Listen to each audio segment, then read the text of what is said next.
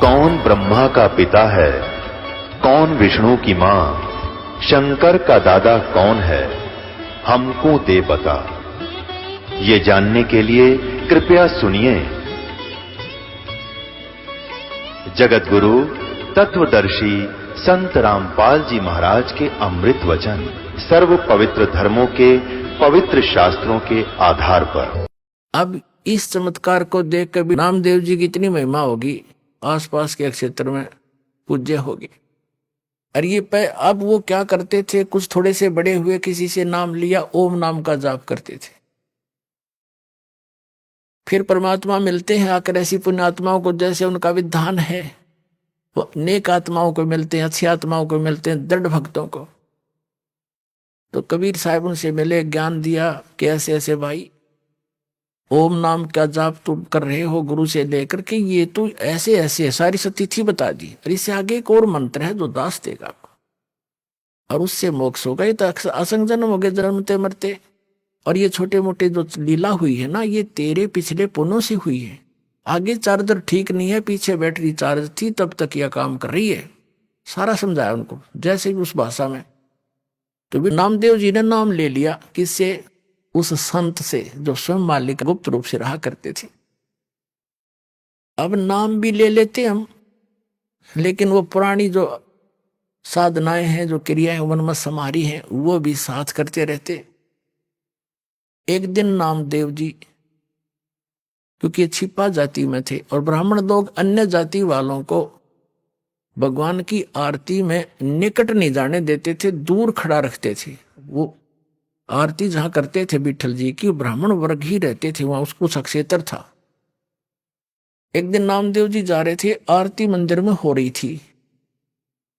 इतने आत्म विभोर हो गए, पंडित जी तो ऐसे वो घंटियां बजा रहे थे, और नामदेव जी ने जूते निकाल लिए दोनों अपने, और जूतों को लगे बजाने, और बजाते बजाते उन पंडितां के बीच में पहुंच गया। जैसे मंदिर की दर्शन करने के लिए मूर्ति के निकट पंडितां के बीच में घुस गया। उन्हें देखा कि वो कौन आ गया, छोटी जाति का, हाथ में जूते ले रहा, पकड़ के बाजू से और मंदिर के पीछे पटक दिया जाके, कि इसने आरती में बाधा कर दी। कहते हैं भगवान कबीर साहब ने उस मंदिर का मुंह फेर दिया नामदेव की तरफ।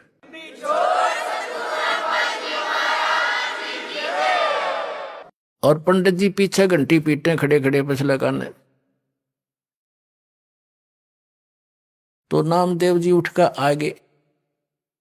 अगले दिन वो उनसे मिला, अपने गुरु बहनों से, भाई से, रंका, बंका और वंका। तो घर पे पहुंचा, वहां आते जाते रहते थे। घर पे गया तो अकेली लड़की थी वंका, माता पिता कहीं बाहर गए हुए थे। वो लड़की कुछ पट्टी तैयार करे थी, जैसे किसी के चोट लाग जाए उसके जैसा भी देसी इलाज, कोई कूट छेद के जड़ी बूटी। नामदेव जी ने पूछा, बहन किसको क्या हो गया, आप क्या बना रही हो? अपने आत्मा भगत जो होते हैं वो भगत वाली भाषा बोला करते हैं।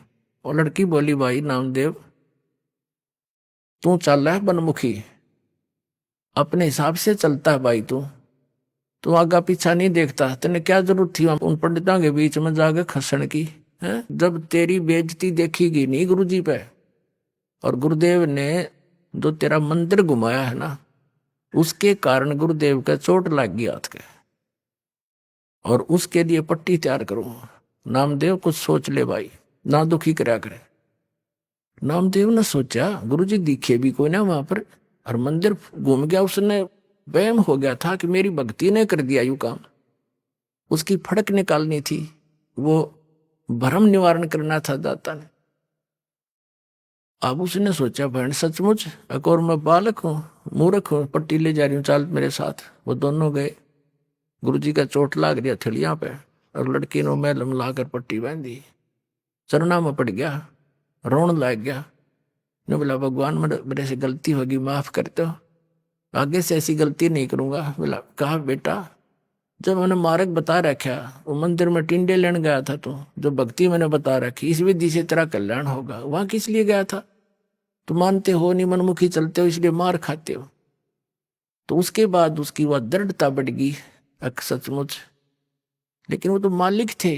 वो जैसे आजकल परंपरा चल गई है कि गुरु ही भगवान होता है, गुरु भगवान नहीं होता। वो तो भगवान ना आए थे सीधे गुरु बन के, और अपनी भक्ति की सतिथि बना के रखनी थी। काल नो सोचा है नकली संत नकली पंथ बना के नकली नाम जाप करा के इनकी भगवान से आस्था हटा दूं। जो साधना ये करेंगे उससे लाभ तो होना नहीं, आपत्ति नो की नो पड़ेंगी आके, तो कुछ दिन में भक्ति छोड़ देंगे।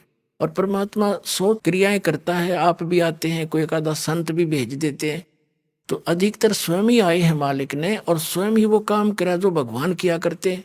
तो भगवान और गुरु वो तो ऑल इन वन थे, वो तो सब कुछ थे दाता। लेकिन अन्य जो गुरु है वो गुरु है और भगवान अन्य है। गुरु परमात्मा का पुजारी होता है और उससे मिलाने वाला मीडिया होता है। गुरु भगवान नहीं होता, भगवान तो भगवान ही होता है।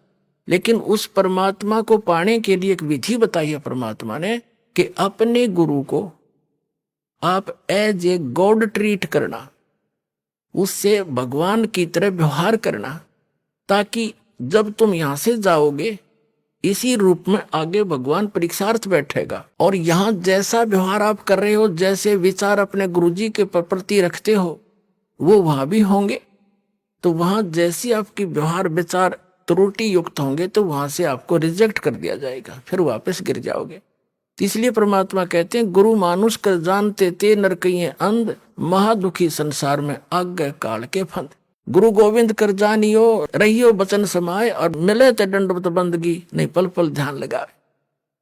अब कहने का भाव क्या है कि जैसे ये दास है, इस दास के स्थान पर भगवान आ सकते थे, वो आ जाए, और आप उनको खोज रहे हो भगवान अब यहां आ जाए। वो भगवान आपका कैसा व्यवहार होगा, जैसा इस दास के प्रति आपका है, तो उस परमात्मा के प्रति जो आपका भाव बनेगा, और वो भाव इस दास के प्रति नहीं है, तो वहां भी नहीं बनेगा आपका फिर उसके प्रति।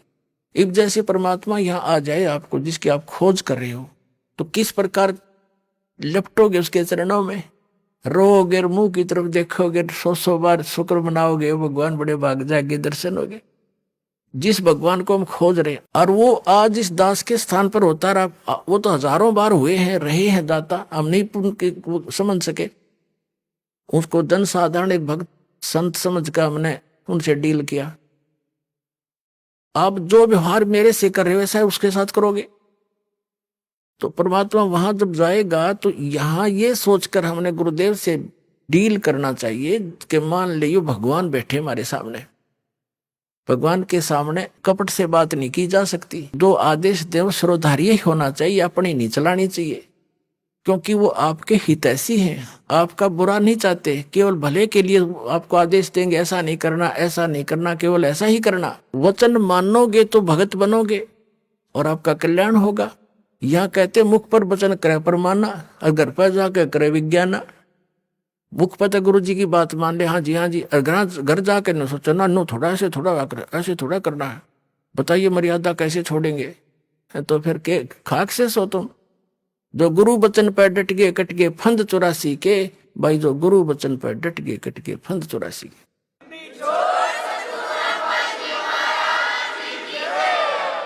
वो तो गुरु रूप में आए थे मालिक ही, लेकिन दास गुरु रूप में मालिक नहीं, उस मालिक का दास समझो। लेकिन गुरु को भगवान के तुल्य मानने से आपकी समस्या हल होगी, नहीं तो होए को नहीं। जैसे एक मैथमेटिक्स का, एक गणित का प्रश्न होता है ऋण का, उसमें मूलधन ज्ञात करना होता है। तो मूलधन तो होता करोड़ों रुपए में, अरबों में। उस अरबों करोड़ों वाले मूलधन को प्राप्त करने के लिए मानना पड़ता है, मान लीजिए मूलधन 100 रुपये। वो मूलधन 100 रुपये होता नहीं, लेकिन उसको मूलधन मानने बिना वो करोड़ों अरबों वाला मूलधन आपको मिल नहीं सकता। तो जो परमात्मा है वो तो परमात्मा है, वो तो समर्थ है, लेकिन उस समर्थ को पाने के लिए इस दास को आपने मानना पड़ेगा मूलधन, यानी गुरु मान ले भगवान।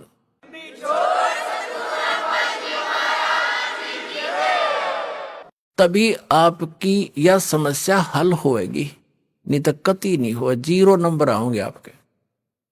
तो इस प्रकार समझदार को संकेत बहुत होता है।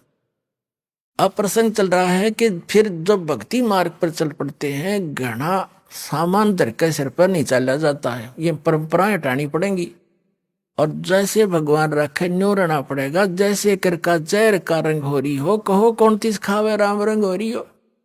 अब रंग का बंका झोंपड़ी में रहते थे, वृद्ध हो गए थे, और क्या करते थे, जंगल से लकड़ी तोड़कर लाते थे, उसको बेचकर अपना खाने जोगा रखकर बाकी गुरुदेव के चरणों में भंडारे में लगा देते थे।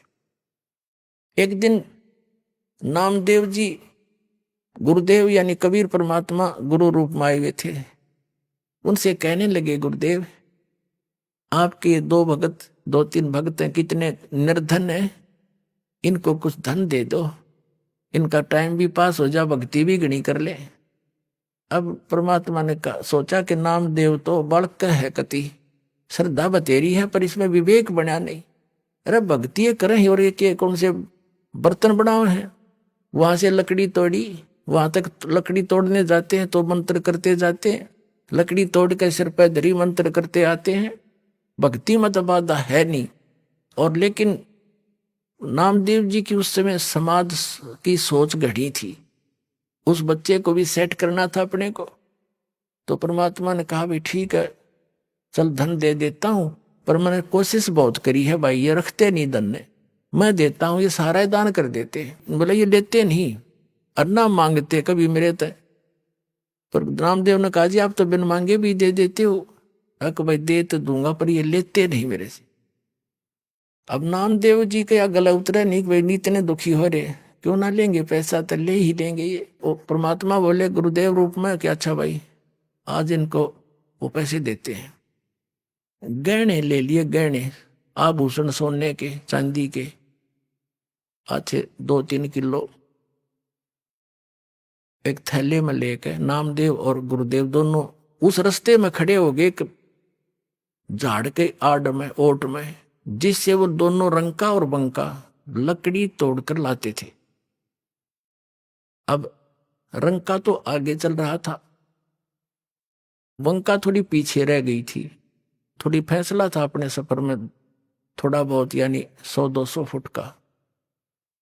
तो उससे परमात्मा ने क्या किया कि जिस रास्ते से वो आ रही थी वहां पर वो आभूषण डाल दिए और झाड़ के पीछे जाकर दोनों छुप गए।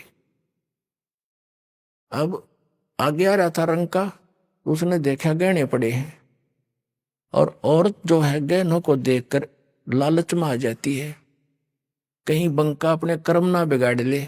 उसने पैर के साथ उस पर मिट्टी डालनी शुरू कर दी, सिर पर लकड़ी थी, पैर से रेता डालना शुरू कर दिया।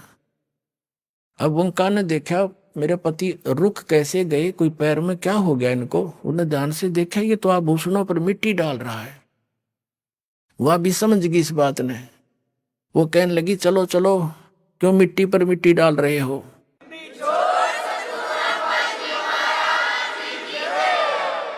उसकी पत्नी ने कहा कि चलो चलो आगे, क्यों मिट्टी पर मिट्टी डाल रहे हो, आगे चलो।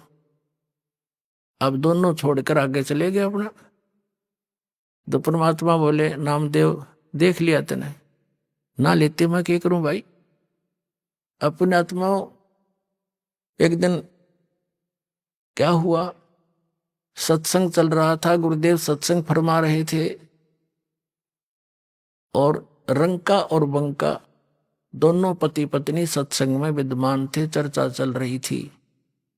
अकेली लड़की घर पे थी, झोंपड़ी में बाहर बैठी थी चारपाई पे वृक्ष के नीचे। झोंपड़ी में आग लग गई, सारे कपड़े वपड़े वो सारे जल आ गए। लड़की भागी आई, अब पिताजी माताजी क्या हो गया, आग लगी झोंपड़ी में, सारा कुछ स्वाह हो गया। बेटा और के बच गया, एक चारपाई बच गई, बाहर रखी थी, मैं बैठी थी। न बोले उस चारपाई ने भी उसमें डाला बेटा, है वह भी जल जा, खत्म हो। भक्ति में बाधा तो ना बनेगी।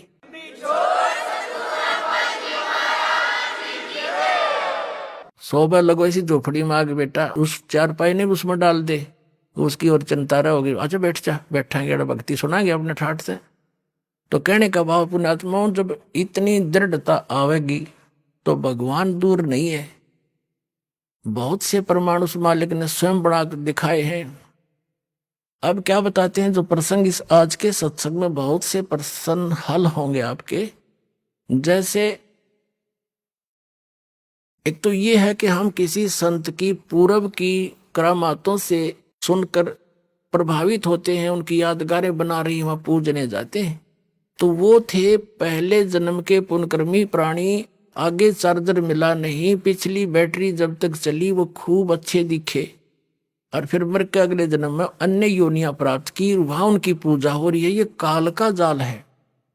पिछले ही तप से होते हैं पूर्ण हंस मुराद, ये पिछले तप से ऐसी लीलाएं हो जाती हैं, लोग उनके पीछे लग जाते हैं। काल यही चाहता है कि ये भी अपना भ्रमित हो जाए और नष्ट हो जाए। जो उन संतों से लीलाएं हुई और तुम 3-4 पीढ़ी से उनकी पूजा कर रहे हो, तुम्हारे से कोई हुई? क्यों नहीं हुई? तुम्हारे पास वो बैटरी चार्ज है, उनके पास बैटरी चार्ज थी, और चार्जर उसके पास उनके पास भी नहीं था, आगे उनके पास चौड़ चपट कुछ नहीं। तो कहते हैं नामदेव जी पहले ओम नाम की भक्ति करते थे, और ये लीलाएं जो कुछ भी हुई, मंदिर का फिरना, मूर्ति ने दूध का पीना, पत्थर ने दूध पिया, ये उसके पिछले जन्म की बैटरी चार्ज थी। इस परमात्मा ने ही लीला करके उसकी इज्जत रखी और वो पूजा के पात्र बन गए भोली जनता में। तो परमात्मा ने उसको समझाया कि अब इस मंत्र से ओम से तेरा कल्याण नहीं होगा, सिद्धियां अवश्य आ जाती हैं, और ये भी तेरे पूर्व जन्म की है, अब वाली तो तुझे आगे मिलेंगी जो तू कर रहा है। और हम जो बताएंगे साधना, वो मंत्र ऐसा ट्रीटमेंट है, अनावश्यक वस्तु आपके कर्मों को काट के और सीमित बना कर रखेगा, आपको भक्त बना के रखेगा, उससे मुक्त होगा। नामा छिपा ओम तारी, पीछे सोहम भेद बिचारी, सार शब्द पाया जद लोई, आवागमन बहुड़ ना होई। नामदेव जी छिपी जाति में जन्मे थे, महापुरुष थे, पिछले जन्म के पुण्यकर्मी प्राणी थे। लेकिन कहते हैं नामा छिपा, वो छिपी जाति में जन्मा नामदेव, जैसे कबीर दुल्हा कहते हैं वैसे। नामा छिपा ओम तारी, ओम के अंदर रंगा हुआ था, उसकी लो ला रहा था, तारी माने उसमें लो लग रही थी। और पीछे सोहम भेद बिचारी, पाछे परमात्मा ने बताया कि इसी में बात नहीं बनेगी, एक मंत्र और है, इस दोनों को मिलकर फिर ये सतनाम बनेगा। जब ये गजब का काम करेंगे, जब सतनाम बना के दिया भगवान तो देते थे, उस तरह उसका जाप किया, और फिर कहते हैं उससे भी बात नहीं बनती, केवल सतनाम से भी। नामा छिपा ओम तारी, पीछे सोहम भेद बिचारी, सार शब्द पाया जद लोई, आवागमन बहुर ना होई। उनको भी फिर सार शब्द मिला, तब उनका जन्म और मरण मिटा।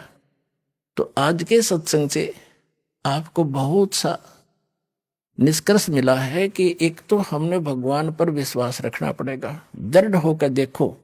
भगत ने सीमित वस्तुओं की आवश्यकता है, बकवादों की नहीं।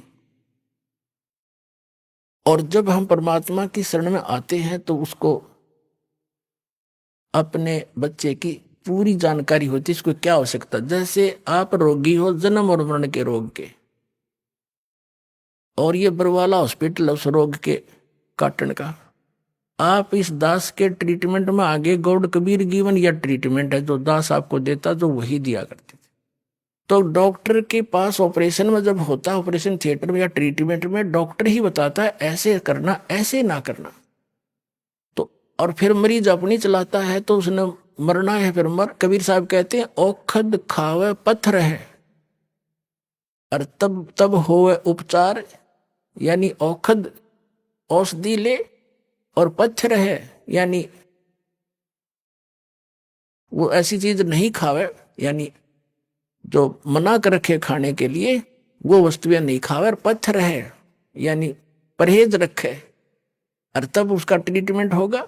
और फिर डॉक्टर को क्या पता नहीं इसको किस चीज की आवश्यकता है, 1 मिनट में इंजेक्शन लाओगा और सारी रिकवरी कर देगा। जब आप इस परमात्मा की शरण में आ गए तो आप जी ने फिर ये चिंता, ठीक है अपना दुख तो बता सकते हो, मुझे ये तकलीफ है, डॉक्टर को बताना तो पड़ता है, फिर काम उसका है, उसको कैसे ठीक करना है।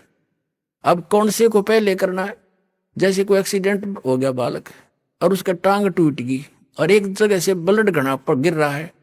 अब वो ब्लड निकलने का दर्द तो है नहीं और टांग के टूटे हुए का घना दर्द चल रहा है, मर गया, हाय मर गया। लेकिन वो डॉक्टर उसके उस मर गया पर ध्यान नहीं देगा। वो उसने देखेगा ये खून कहाँ से रिस रहा, पहले उसका ऑपरेशन करेगा। इतना रोलन दे थोड़ी देर, जब उस मर गया की तरफ ध्यान देगा तो उसकी जान सचमुच मर जाएगा। इतना पीड़ा है। तो पुण्यात्माओं, आप यहाँ आए हो, आपको कोई भी भयंकर कष्ट दिखाई दे रहा है और वो अभी तक मालिक ने नहीं निवारण किया है, तो ये सोचना कि आपका कोई और भयंकर कष्ट है जो आपका जान लेने वाला है, उसको टालने के लिए आपका प्रयत्न किया जा रहा है। उसने 2 दिन पीछे कर देंगे। तो आप विश्वास करना इस मालिक पर, अपनी ना चलाना।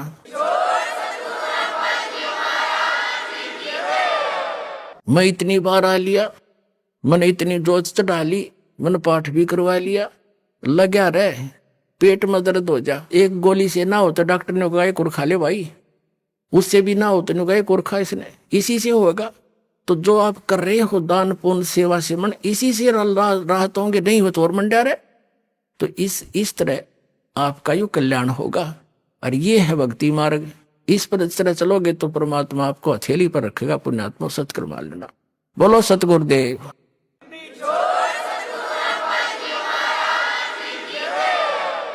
पुण्यात्मा, इस काल भगवान ने पूरे विश्व को भ्रमित कर रखा है। यथार्थ आध्यात्मिक ज्ञान किसी भी संत महंत पंथ के पास नहीं है, किसी भी आचार्य शंकराचार्य मंडलेश्वर महर्षि के पास नहीं है। वो यथार्थ ज्ञान तत्व ज्ञान पूर्ण परमात्मा सत्य पुरुष ने स्वयं आकर ही यहाँ पर बताया है। वेदों में उस परमात्मा की महिमा वर्णित है कि वो परमात्मा सतलोक से चलकर आते, एक कवि की भूमिका करते हैं और अच्छी आत्माओं को मिलते हैं। वो सतलोक में रहते हैं, वहां उनका ऐसा ही शरीर है जैसा आपका है, लेकिन उस परमात्मा का वहां शरीर 5 तत्वों से बने हुए पुतला नहीं है, 5 तत्वों से बना हुआ नहीं है। परमेश्वर के एक रोमकूप में करोड़ सूर्य मिला दे, करोड़ चंद्रमा, उसका उनकी रोशनी भी उस परमात्मा के एक रोमकूप की रोशनी से कम पड़े, इतना तेज है। वहां पृथ्वी है, सतलोक एक पृथ्वी है, उसका भी प्रकाश है लेकिन सफेद कलर है उसका। वहां बाग बगीचे हैं सफेद वृक्ष से, सफेद उनके बहुत सुंदर फल लगते हैं। हर प्रकार के जो फल हैं वो अलग अलग फ्रूट है, सब काजू किस्मत सेब संतरे जो मेवा है। दूधों की नदियां सरोवर भरे पड़े हैं, झरने बह रहे हैं। वहां अमृत सरोवर है, जैसे गंगा जल यहाँ पर आया है। विश्व के वैज्ञानिकों ने सिर मार लिया, इसके बारे में जानकारी नहीं कर पाए कि ये खराब क्यों नहीं होता। वैसे जब इनका समझ में नहीं आती उसने बाईपास कर जाते हैं, छोड़ देते, और बाकी वैज्ञानिक पाके रहते हैं। बताओ इसका भेद क्यों नहीं खराब होता है?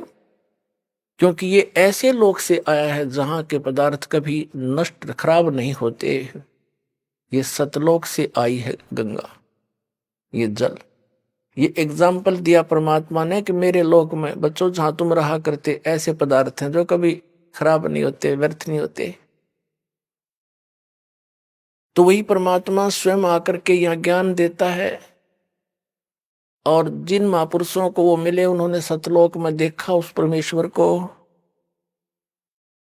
और फिर वापस पृथ्वी पर उनको छोड़ा। परमात्मा ने अपने गवाह बनाने के लिए एविडेंस दिलानी थी उनसे अपने बारे में कि कबीर इज गॉड, वो धानक रूप रहा करतार। तो किन किन को मिले? आदरणीय धर्मदास साहिब जी बांधोगढ़ वाले को, आदरणीय मुल्कदास साहिब जी, आदरणीय नानक साहिब जी को, आदरणीय दादू साहिब जी को, आदरणीय गरीबदास साहिब जी गांव छुड़ानी जिला जद्दर वाले को, आदरणीय घीसा दास जी गांव खेखड़ा जिला मेरठ उत्तर प्रदेश वाले। इनको वो परमात्मा सीधे आकर मिले। इन महापुरुषों की तो दास को जानकारी है, इनकी जीवनी से दास को पता चला। और फिर दास पर जाओ कि सतलोक कैसा है, वहां क्या है। तो वो दास ने भी आपके रूबरू किया, और इन महापुरुषों के भी, जिनको आप मोक्ष प्राप्त मानते हो, उन्हीं के अनुभव से आपको ये भी सिद्ध किया कि ये भी यही बताते हैं, हमारे वेद भी यही बताते हैं, और स्वयं परमेश्वर ने भी आकर यही बताया कि वहां पर कैसी स्थिति है और कौन है परमात्मा। और अभी तक ये जितने भी पंथ हैं, या भी आपने सुना इन नकली पंथों संतों के इतिहास, इन का पता नहीं, और करोड़ों जीव डबो दिए, अपना जीवन नाश करया, लाखों का करोड़ों का को मिसगाइड करने का पाप अपने सिर पर रख लेंगे। अब पता नहीं कहां प्रेत योनि में घूम रहे हैं। जैसे शिवदयाल जी है राधा स्वामी पंथ के सबसे पहले प्रवर्तक, जब मुखिया भूत बन का अपनी शिष्या बुक्की में बोल रहा है, तो बाकियों का क्या होगा, आपने प्रत्यक्ष प्रमाण देखा था। तो क्या कहते हैं, अब ये आत्मा और इस मन के साथ इस काल का संयोग, क्योंकि हम परमात्मा को छोड़कर, अपने पति ने छोड़कर इसके साथ आगे ज्योत निरंजन काल के साथ, अब यू हमारा पति बन गया नकली, ये हमारा स्वामी बन गया। 21 ब्रह्मांड का ये स्वामी है, इसके अंतर्गत जितने प्राणी हैं इसी के अधीन है, तो सबका स्वामी पति बन गया। और इस मन जो है इस काल का एजेंट है, इसका ही ये सूक्ष्म रूप है। तो आत्मा को जब ज्ञान हुआ, अब इसको पता चला।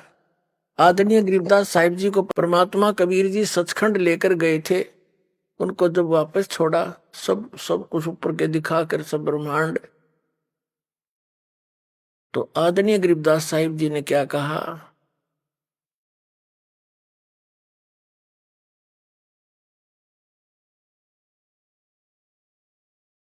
मत दे दी है बालम याने नू, मत दे दी है बालम याने नू, मत दे दी याने नू, मत दे दी है बालम याने नू।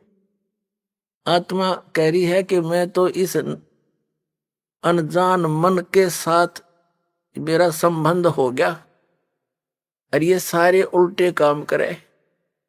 मत दे दी है बालम याने नू, मत दे दी है बालम याने नू, मत दे दी, मत दे दी है बालम याने नू। गीता और भागवत पढ़े नहीं बूझे शब्द ठिकाने नू, गीता और भागवत पढ़े नहीं बूझे शब्द ठिकाने नू, मन मथुरा दिल द्वारका नगरी, तू क्या करे बरसाने नू, मैं तो दे दिए बालम याने नू, मैं तो दे दिए बालम याने नू। जब फुरमान धनी का आवे, को रखे घर जाने नू, जब फुरमान धनी का आवे, कौन रखे घर जाने नू। जा सतगुरु का शरणा लीजे, जो मिटे जम तल बाणे नू, मैं तो दे दिए बालम याने नू, मैं तो दे दिए बालम याने नू, मैं तो दे दी। उत्तर दक्षिण पूर्व पश्चिम, तू फिरता दाने दाने नू, उत्तर दक्षिण पूर्व पश्चिम, तू फिरता दाने दाने नू। ये सर्व कला सतगुरु साहेब की, हरि आए हरि आने नू। ये सर्व कला सतगुरु साहेब की, हरि आए हरि आने नू, मैं तो दे दिए बालम याने नू, मत दे दिए बालम याने नू, मैं तो दे दी। जम किंकर का राज कठिन है, नहीं छोड़ राजा राणे नू। यम किंकर का राज कठिन है, नहीं छोड़ राजा राणे नू। या दुनिया दा जीवन झूठा, भूल गए मर जाने नू। मैं तो दे दिए बालम याने नू, मैं तो दे दिए बालम याने नू, मैं तो दे दी। सील संतोष विवेक विचारो, दूर करो जुल्माने नू। सील संतोष विवेक विचारो, दूर करो जुल्माने नू। ज्ञान दराज ध्यान दी तुरिया, कोई जाने पान रसाने नू। मैं तुझे दी याने नू, मत दे दी है बालम याने। महल कपट सतगुरु ने खोले, अमी महारस खाने नू। महल कपट सतगुरु ने खोले, अमी महारस खाने नू। गरीब दास सुन भंवर उड़ावे, गगन मंडल रम जाने नू। मैं तो दे दी, मैं तो दे दी है बालम याने नू। मैं तो दे दी है बालम याने नू। अब आदरणीय गरीबदास साहिब जी क्या कहते हैं कि हम तो अनजान बुद्धि के प्राणी थे और इस काल को भगवान बना बैठे। मन को इस काल को भगवान मानने बैठ पति मान लिया। कहते हैं उत्तर दक्षिण पूर्व पश्चिम, तू फिरदा दाने दाने नू। ये सर्व कला सतगुरु साहेब की, हरि आए हरि आने नू। तुम भगवान ढूंढते फिर रहे हो। वो हरि, वो कबीर, हरि कबीर परमात्मा अमर पुरुष हरियाणा में आए थे भाई, मुझे मिले। गांव छुड़ानी जिला झज्जर हरियाणा में, और तुम कह रहे हो परमात्मा निराकार है, अटपट मार रहे हो। तो क्या बताते हैं, मत दे दी है बालम बैरे नू। मैं तो दे दिए बालम बैरे नू। मैं तो दे दी बैरे नू।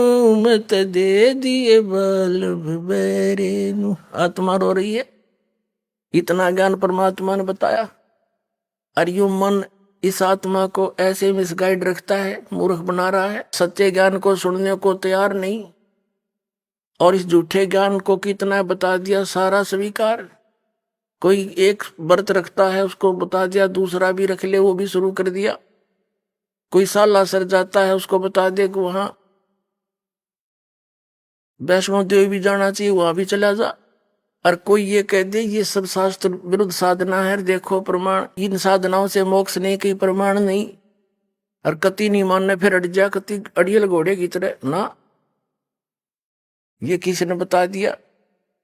तो इस मन की आदत है सत्य को स्वीकार नहीं करना और ना करने देना, उसके विषय बता रहे हैं। मत दे दी है बालम बैरे नू। मत दे दिए बालम बैरे नू। मत दे दी बैरे नू। मत दे दिए बालम बैरे नू। संसारी दी गल्ला चिन्ह, नहीं बूझे शब्द जो गहरे नू। संसारी दी गल्ला चिन्ह, नहीं बूझे शब्द जो गहरे नू। ये मुर्दों से ती प्रीत लगावे, न जाने सतगुरु मेरे नू। मैं तो दे दी है बालम बैरे नू। मत दे दिए बालम बैरे नू। श्वेत छत्र सिर मुकुट बिराजे, देखत ना उस चेहरे नू। श्वेत छत्र सिर मुकुट विराजे, देखत ना उस चेहरे नू। ऊंची थलियां खेती बोवे, ये भूल गए निज डेरे नू। ऊंची थलियां खेती बोवे, ये भूल गए निज डेरे नू। मैं तो दे दी बैरे नू मत दे दिए बलम बैरे नू। ये संसार समझदा नाही, कहंदा श्याम दोपहरे नू। ये संसार समझदा नाही, कहंदा श्याम दोपहरे नू।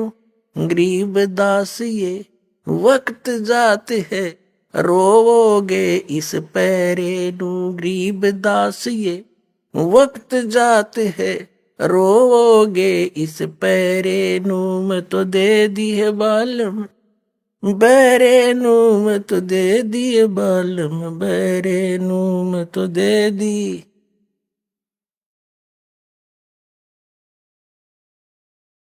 बैरे नू मत दे दी है बालम बैरे नू मत। ये संसार समझदा नाही, कहंदा श्याम दोपहरे नू। ये संसार समझदा नाही, कहंदा श्याम दोपहरे नू। गरीब दास ये वक्त जात है, रोवोगे इस पैरे नू। गरीब दास ये वक्त जात है, रोवोगे इस पैरे नू। मैं तो दे दी बालम बैरे नू, मैं तो दे दिए बालम बैरे नू। अब क्या बताते हैं आदरणीय गरीबदास साहिब जी कि ये मन आत्मा अब रो रही है कि संसारी दी गल्ला जिन्हें और न बूझे शब्द जो गहरे नू।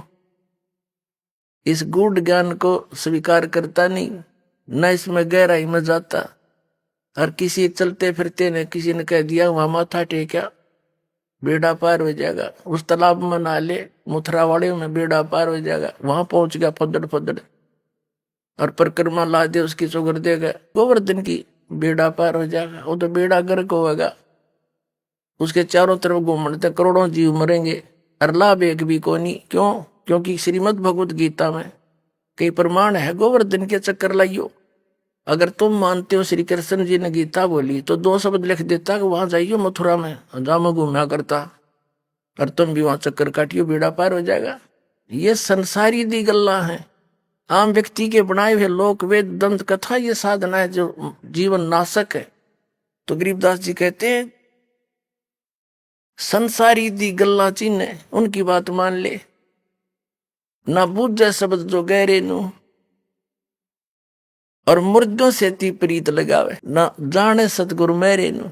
जो संत किसी गांव में बैठे थे बनी में, वो पिछले पूर्व जन्म के पुण्यकर्मी थे, आगे भक्ति उनकी थी नहीं। एक आधा किसी का झाड़ा झपटा ला दिया, कुछ राहत मिल गई, अब उसकी समाधि बनाकर सारा गांव पूजे उसने। भले आदमी हो, जैसे कोई वैद्य था, मान लो तुम्हारी बात बड़ी करते हो, संत बहुत अच्छा था, राहत देता था। अब जैसे कोई डॉक्टर है, अच्छा वैद्य है और बढ़िया दवाई देता है, आराम हो रहा है, ठीक है, फिर उसकी मृत्यु होगी, मरने के बाद उसकी समाधि बना ले, यादगार बना ले, उसका चित्र ला ले और फिर वहां जाओ मत्था टेकन, हमारा रोग नाश कर दो। क्या वो पत्थर की मूर्ति बता देगी दवाई कौन सी चाहिए आपको या ट्रीटमेंट कर देगा? वैसा ही वैद्य अपने वर्तमान का ढूंढना पड़ेगा, जो कि आज वर्तमान में ये औषधि रखता हो।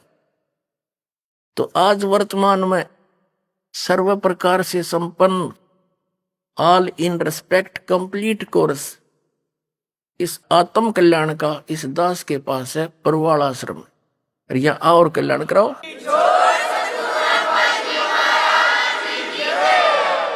फिर क्या बताते हैं कि मुर्दों से ती प्रीत लगावे, न जाने सतगुरु मेरे नू।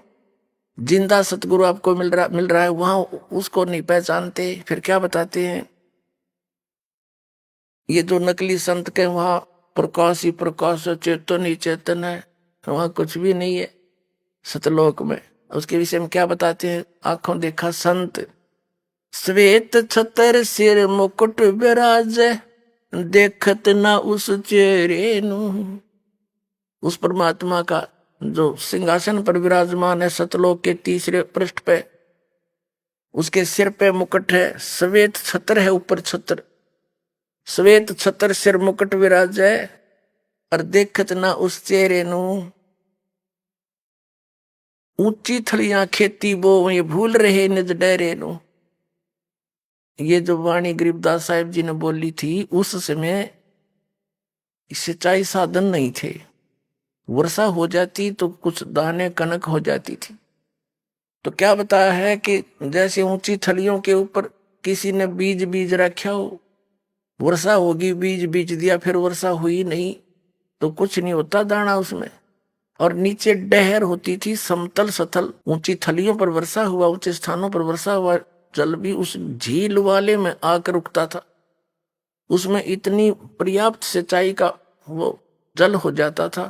उसमें खेती बीजने से थोड़ी बहुत वर्षा कभी हो जाती तो उस पर ऊंची थलियों पर कुछ भी नहीं होता था। और डहर, जो डहर उपजाऊ स्थल होती थी और झील का स्थान होता था, तो कहते हैं ऊंचे थलियों पर 1 एकड़ में 2 मन हो जा और नीचे डहर के अंदर 40 मन हो जाते हो। तो क्या एक सिंपल वे से समझाने का तरीका है कि जिन साधनाओं को तुम अपनाए बैठे हो, ये तो ऊंची थलियों पर खेती किए बैठे हो, भूखे मरोगे, कंगाल हो जाओगे। और भूल गए निज डेरे नु, अपने खास डेर को भूल गए, यानी परम अक्षर ब्रह्म पूर्ण परमात्मा सत्य पुरुष, उस परमात्मा को भूल गए। ये गलत साधना करके, गलत नाम जाप करके अपना जीवन नाश कर रहे हो। फिर क्या बताते हैं, ये संसार समझदा नहीं, कहंदा श्याम दोपहरे नु। ये संसार समझदा नहीं, कहंदा श्याम दोपहरे नु। गरीब दास ये वक्त जात है, रोगे इस पैरे नु। गरीब दास ये वक्त जात है, रोगे इस पैरे। आदरणीय गरीबदास साहिब जी कह रहे हैं कि ये संसार समझदा नहीं, कहंदा श्याम दोपहरे नु। अब तुम इस काल की पूजा कर रहे हो और इससे कोई लाभ आपको प्राप्त नहीं। ऐसी स्थिति है आपकी कि कहंदा श्याम दोपहरे नु। इतना कष्ट है इन साधनाओं के करते करते, और फिर भी क्या कहते हैं, जैसे कोई रिश्तेदार रिलेटिव और हॉस्पिटल में मिल जाते हैं और दोनों किस लिए जा रहे हैं, किसी का बेटा बीमार, किसी की बेटी, या किसी की पत्नी, या खुद दुखी, तो वहां भी मिलते हैं। तो क्या कहते हैं, हेलो क्या हाल है, ठीक ठाक, मौज हो रही है। हॉस्पिटल में मौज है, दोनों दुखी। फिर कोर्ट में मिल जाते हैं, कचहरियों में, और वहां भी हैंडशेक करते हैं और सुनाओ क्या हाल है, ठीक है, मौज हो रही है। कोर्ट में मौज का के काम सारे घी बधीरे उड़े वहां पर। तो हमने ये मौज कर्ण कर्ण की, हमारे पास वास्तव में वो सुख है नहीं।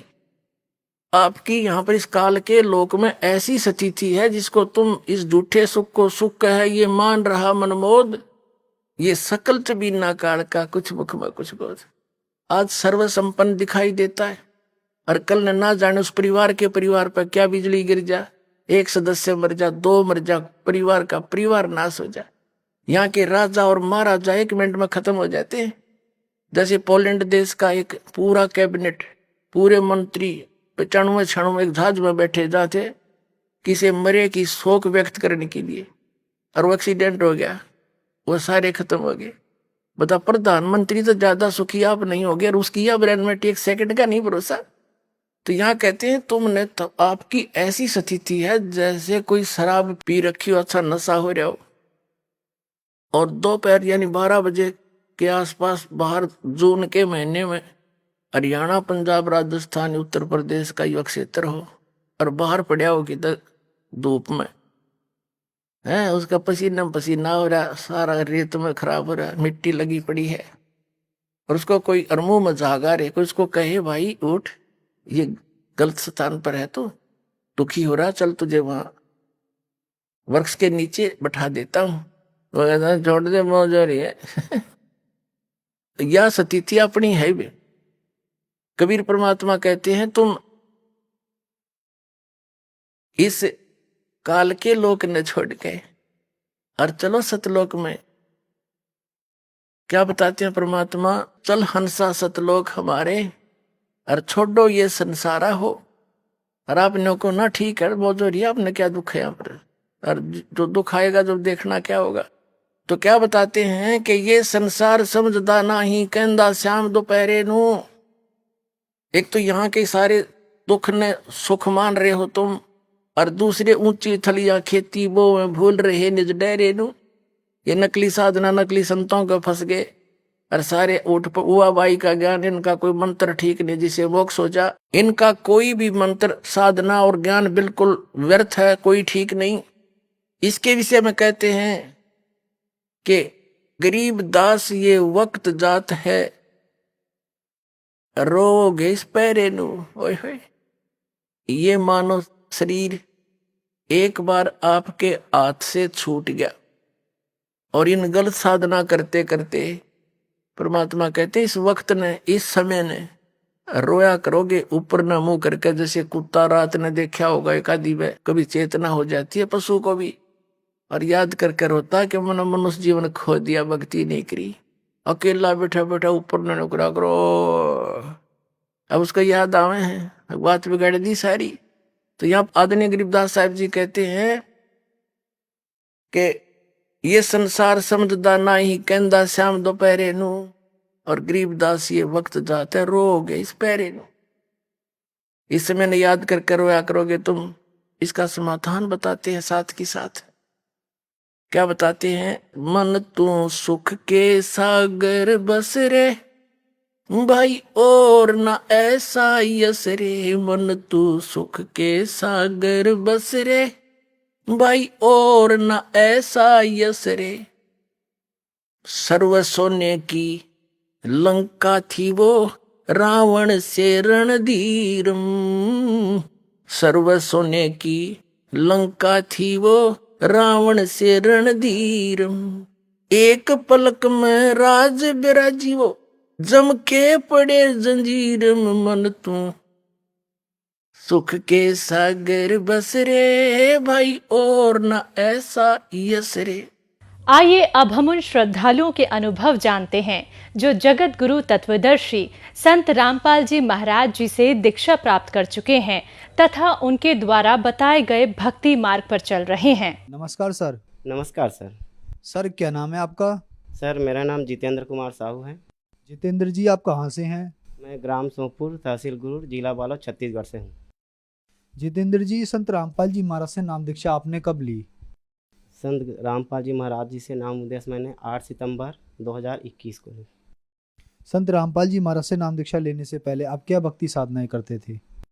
जगत गुरु तत्वदर्शी संत रामपाल जी महाराज जी से नाम उपदेश लेने के पहले मैं परंपरागत हिंदू धर्म के रीति रिवाज के हिसाब से परंपरागत देवी देवताओं की सब भक्ति करता था, और उनसे मुझे कुछ लाभ प्राप्त नहीं हुआ। इस कारण मानसिक और सभी प्रकार के परेशानी में व्यथित होने के कारण मैं यीशु मसीह में जाकर वहाँ भक्ति करने लगा था। सर जैसे कि आपने बताया कि आप बहुत ज़्यादा परेशान थे, फिर आप क्रिश्चियन धर्म में भी गए, तो फिर आप संत रामपाल जी महाराज की शरण में कैसे आए? सर जी ऐसा है कि मैं क्रिश्चियन धर्म में जो बाइबिल के अनुसार जो भक्ति बताते थे, हमारे पास्टर लोग जो बताते थे भक्ति, उसके हिसाब से मैं भक्ति साधना कर रहा था। और मेरी इन सब के पीछे एक कारण है सर जी कि मेरी जो बेटी है वो अभी 10 साल की है। जो 4 साल की थी तब से उसको बहुत परेशानी हुआ, खांसी में त्रस्त थी। हर प्रकार के ओझा बैगा तांत्रिक डॉक्टर इन सभी के पास ले जाने के बाद भी मेरी बेटी में जो परेशानी थी वो कम ही नहीं हुई।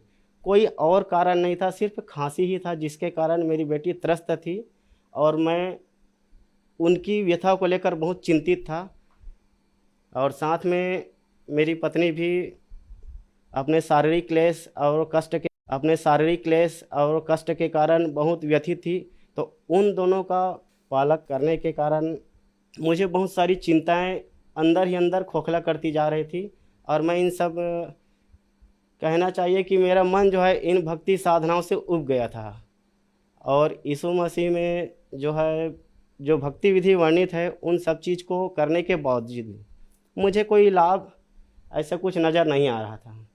जो भी साधना, जो भी भक्ति मार्ग बताया जाता था, उन सब चीज़ को करने के बावजूद भी मेरी बच्ची के जो स्वास्थ्य में है मेरी पत्नी के जो शारीरिक परेशानी है उसमें कोई प्रकार का लाभ मुझे दिखता नहीं नज़र आया। तो मैंने इन सभी देवी देवताओं और भक्ति साधना इन सब चीज़ के बारे से मेरा मन थक चुका था और मैं व्यथित हो चुका था।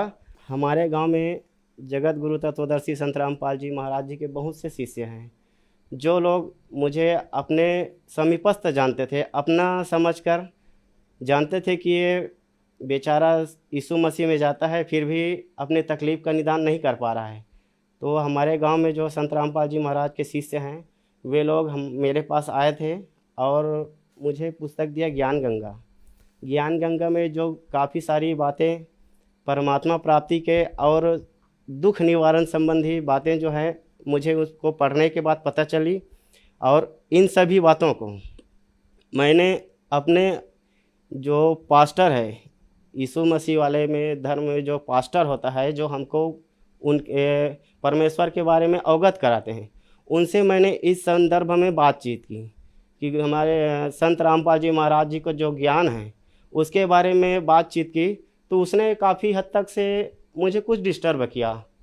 और बाइबल में एक जगह लिखा है सर जी कि कुलोसियों 2:8 में लिखा है कि चौकस रहो, उस तत्व ज्ञान और व्यर्थ के धोखे में अहेर करने वाला आएगा, वो सर्व शक्तियों में शिरोमणि एवं प्रधान होगा। मेरे मन में बार बार यही बात आ रहा था कि बाइबल में शुरू में कहा है कि उत्पत्ति में तो कहा है कि ये पूर्ण परमात्मा साकार है, लेकिन हमारे पास्टर को पूछने पर बताते थे कि इन सब बातों में ध्यान न दो। यहाँ तक कि मोबाइल में भी सामने में वॉलपेपर में यीशु मसीह का फ़ोटो रखने के बाद भी वो लोग बोलते थे कि ऐसे आपको नहीं रखना है। मैं सोचा कि जब मैं भक्ति साधना करूँगा तो किसको अपने अंतर मन में लेकर किसके दर्शन करके मैं भक्ति साधना करूँगा। ये बार बार मेरे मन में, मेरे दिमाग में घर कर बैठा था और सोच नहीं पा रहा था। तो अंत में मेरे पास्टर ने मुझे साफ साफ कह दिया, जो संत रामपाल जी महाराज के जितने भी शिष्य हैं आपसे जो भी बातें करते हैं, आप उनको जितना सांसारिक गाली देना चाहते हो आप दे दो, आपको वो लोग कभी व्यतीत नहीं करेंगे। मैं सोचा आज के डेट में ऐसा कोई इंसान नहीं, ऐसा कोई मनुष्य नहीं जो किसी भी व्यक्ति को बाध्य करे कि आप सांसारिक गाली दे दो। ऐसी शिक्षा कहीं नहीं मिलती। भाई कोई कहे कि आप सांसारिक गाली दे दो तो ये तो समस्या का सीधा समाधान नहीं हुआ। मैंने सोचा क्यों नहीं जगत गुरु तत्वदर्शी संत रामपाल जी महाराज का सत्संग सुना जाए। तो मैंने बार बार अपने घर में सत्संग सुना, मोबाइल में काफ़ी सर्च की, मोबाइल में भी सर्च किया कि पूर्ण सद्गुरु के लक्षण क्या हैं, पूर्ण सद्गुरु कौन हैं, तत्वदर्शी संत कौन हैं। इन सभी को मैंने काफ़ी गहन चिंतन किया। मोबाइल में मुझे सभी साइड से एक ही नज़र आया कि संत रामपाल जी महाराज ही वो सर्वोपरि सद्गुरु है, जिनके मार्ग भक्ति मार्ग से मुझे और मेरी बच्ची का जो तकलीफ़ है वो सब चीज़ निदान होगा। तो मैंने अपने परिवार वालों से बात की और उन्होंने कहा कि बेटा जितना आप ज़्यादा थक गए हो, सभी तरफ आप घूम चुके हो, एक बार आप यह मौका, आप यह अवसर और ले सकते हो। तो मैं जगत गुरु तत्वदर्शी संत रामपाल जी महाराज जी से नाम उपदेश लिया। सर जैसे कि आपने बताया कि आप बहुत ज़्यादा परेशान थे, उस परेशानी को लेके आप क्रिश्चियन धर्म में भी गए, लेकिन वहाँ भी आप परेशानियों से निजात नहीं मिला। तो क्या संत रामपाल जी महाराज से नाम दीक्षा लेने के बाद आपको लाभ भी मिले?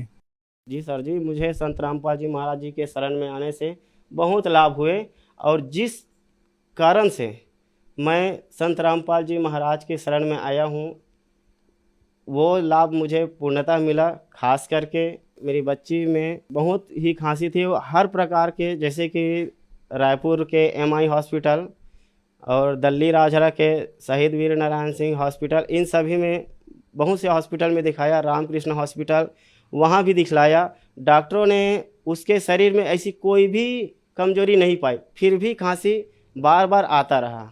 अंत में मैंने रामकृष्ण बाल गोपाल चिल्ड्रन हॉस्पिटल इसमें भी दिखाया। तो सर जी इसमें जो है रामकृष्ण बाल गोपाल चिल्ड्रन हॉस्पिटल में जो मैंने मेरी बच्ची का जो एक्सरे भी, उन्होंने कहा कि बाकी में तो समझ नहीं आ रहा, लेकिन एक्सरे में देख लेते हैं, हो सकता है कुछ परेशानी होगी या कुछ होगा, उसके बारे में मुझे बताया गया। तो मैंने एक्सरा करवाया कि आपके बच्चे के शरीर में हो सकता है कुछ परेशानी होगी, तो देखेंगे तो पता चल जाएगा। तो मैं बोला ठीक है सर, करवा लो ऐसे करके। इसमें एक्सरा करवाने के बाद ऐसी कोई परेशानी नहीं दिखी। मेरी बच्ची 4 साल से खांसी में पीड़ित थी और जगह जगह ओझा तांत्रिकों के पास भी ले जाने पर भी ठीक नहीं हुआ और जगह जगह अस्पताल में भी चक्कर मारे फिर भी ठीक नहीं हुआ। और मेरी बच्ची के जो खांसी का कारण है वो अस्पतालों के बड़े बड़े डॉक्टरों ने भी नहीं बता पाया। जगत गुरु तत्वदर्शी संत रामपाल जी महाराज जी के शरण में आने के बाद उनसे मिली जो सद्भक्ति है, उनको सद्भक्ति करने से मेरी बच्ची के शरीर में जो भी प्रकार की तकलीफ थी, खांसी, वो पूर्णतः समाप्त हो चुकी है। और लाभ में मिला सर जी, मेरे पुत्र गुलेन जो अपने दोस्तों के साथ खेलने जा रहा था सर जी, तो उसके शरीर के इस बीच भाग में उसके दोस्त ने खेल खेल में एक पत्थर मार दिया और पत्थर मार दिया तो इसका सिर का बीच भाग बहुत गहरा था, जिसमें डॉक्टर के पास ले जाने पर वहाँ 4 टाँका लगा। और डॉक्टर ने मुझको ये बताया कि इसके जो सिर पर जो चोट लगा है वो काफ़ी गंभीर है और आप उसको कोई बड़े हॉस्पिटल में दिखाओ, यहाँ पर थक्का जम जाएगा। अभी तो सिलाई कर दिए हैं लेकिन कुछ समय बाद थक्का जमेगा। छोटी सी नाजुक जगह है, इस जगह पर यदि आप लापरवाही बरतेंगे तो आपको आगे जाकर बहुत बड़ा नुकसान हो सकता है, आपके बच्चे के मानसिक स्थिति में परिवर्तन आ सकता है। लेकिन मैं तो जगत गुरु तत्वदर्शी संत रामपाल जी महाराज के शरण में था। मैंने सोचा मैं तो संत रामपाल जी महाराज का शिष्य हूँ और जो हमारे गुरुदेव संत रामपाल जी महाराज ने हमें जो सद्भक्ति दी है, जो मंत्र जाप दिए हैं, उसके माध्यम से हर एक रोग, हर एक परेशानी, सभी समूल नष्ट हो जाते हैं। तो मैं सोचा कि मैं परमात्मा के शरण में हूँ और उनके शरण में रहने से ये सभी जो परेशानी वो कट जाएगा। यही सोच के परमात्मा के चरणों में पड़ा रहा, भक्ति करते रहा और आज मेरा बेटा खुश है और स्वच्छ है, कोई परेशानी नहीं है। और लाभ में मिला सर जी कि मेरी पत्नी कमर दर्द से बहुत परेशान थी। कमर का एक साइड का हिस्सा बहुत ही दर्द में उसका बुरा हाल होता था। वो खेतों में तो काम करने चली जाती थी लेकिन वापस घर आने के बाद रात में सो नहीं पाती थी ढंग से, तो काफ़ी चिंतित थी और जगह जगह मैंने डॉक्टरों को, अस्पतालों में भी उनका इलाज करवाया, फिर भी वह इलाज जो है सफल नहीं हुआ। लेकिन जगत गुरु तत्वदर्शी संत रामपाल जी महाराज जी के शरण में आने के बाद मुझे ऐसी कोई आवश्यकता नहीं पड़ी। उनके द्वारा दिए गए सत्य साधना से मेरी पत्नी की जो है शरीर की जो परेशानी है वो दूर हो गया है। सर, संत रामपाल जी महाराज से नाम दीक्षा लेने के बाद आपको बहुत सारे लाभ प्राप्त हुए, तो जो दर्शक आज आपको टीवी पर देख रहे हैं और वो संत रामपाल जी महाराज से नाम दीक्षा लेना चाहते हैं तो कैसे ले सकते हैं? जगत गुरु तत्वदर्शी संत रामपाल जी महाराज जी से नाम दीक्षा लेने के लिए बहुत ही सहज उपाय है। आज टीवी में विभिन्न चैनलों पर संत रामपाल जी महाराज जी के सत्संग आते हैं और उस सत्संग के नीचे भाग में एक पीली पट्टी होती है जिसमें मोबाइल नंबर दिया होता है। उस मोबाइल नंबर के माध्यम से आप नज़दीकी अपने नाम दाम केंद्र में जाकर आप संत रामपाल जी महाराज जी से नाम उपदेश ले सकते हैं। धन्यवाद सर। सर